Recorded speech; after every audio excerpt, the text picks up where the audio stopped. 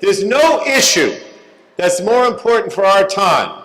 There's nothing more important than your being here today and marching to say that we want to make sure that science and facts are the basis for government policy, and that we are not going to stand by to see whether political ideology or corporate interests or whatever you want to call it are going to stand in the way of sound science, in the when we make policy decisions.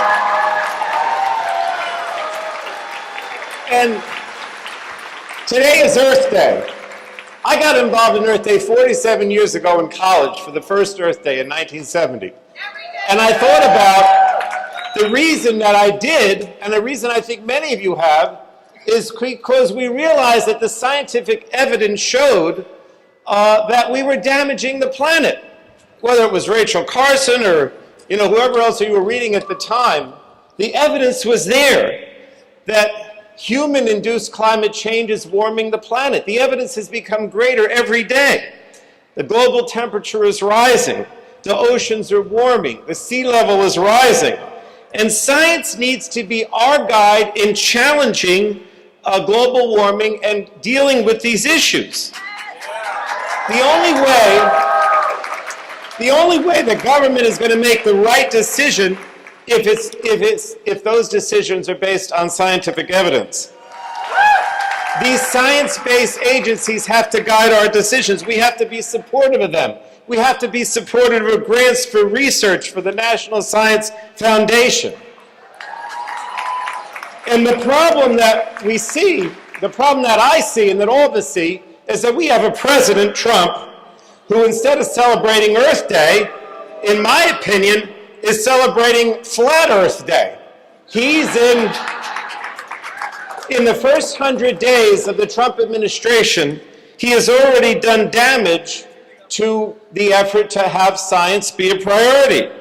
And he wears that, effort to tear down science and tear down the environment as a badge of honor.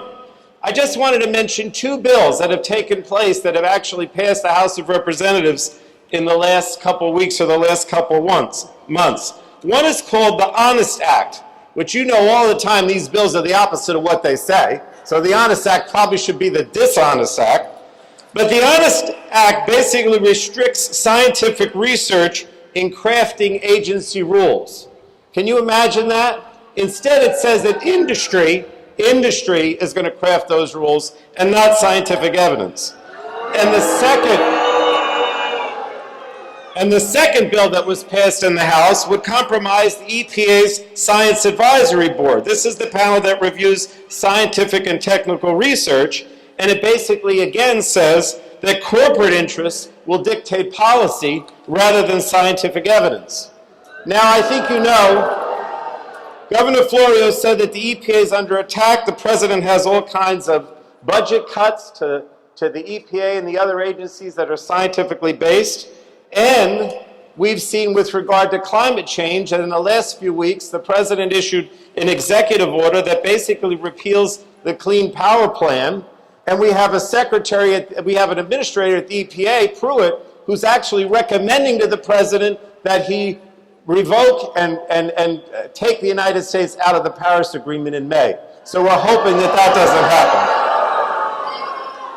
I don't have to tell you, all the things that are going on in this respect, but I just want to mention a couple of myths that are out there that I know you're going to help us debunk.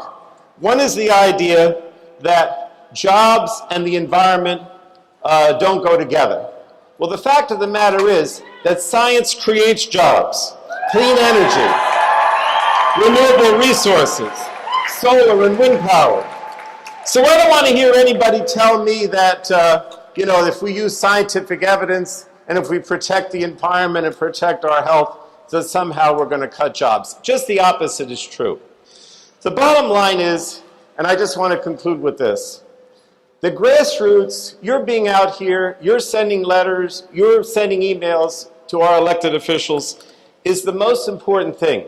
We need to hear from our constituents. We need to hear that people care about the environment. The Assemblywoman mentioned the Women's March, and I was here a couple months ago for the Women's March, the energy that came out of the Women's March, the energy that came out of the people that showed up at the airports after Trump's immigration executive orders, the energy that's here today, this is what it's all about. This is what we need to continue to do every day. And just from a values point of view, I just want you to understand that you're on the right side. I'm going to say that you're on the side of God, in my opinion. I'm going to say that as well. And I also want to say that I believe strongly that those who resist science, those who seek to tear down environmental protection, they're in the past. They're not in the future. Everything that this country has ever stood for, whether it's the innovation, whether it's exploration, we talk about people like Edison or Columbus, we celebrate them today for various reasons.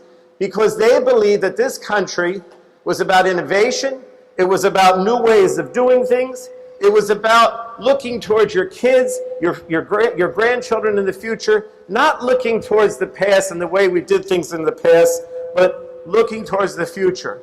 And science and technology, that's what it's all about. You're on the side of what's right, you're on the side of the future, you're on the side of what makes this country best. And thank you for being here today.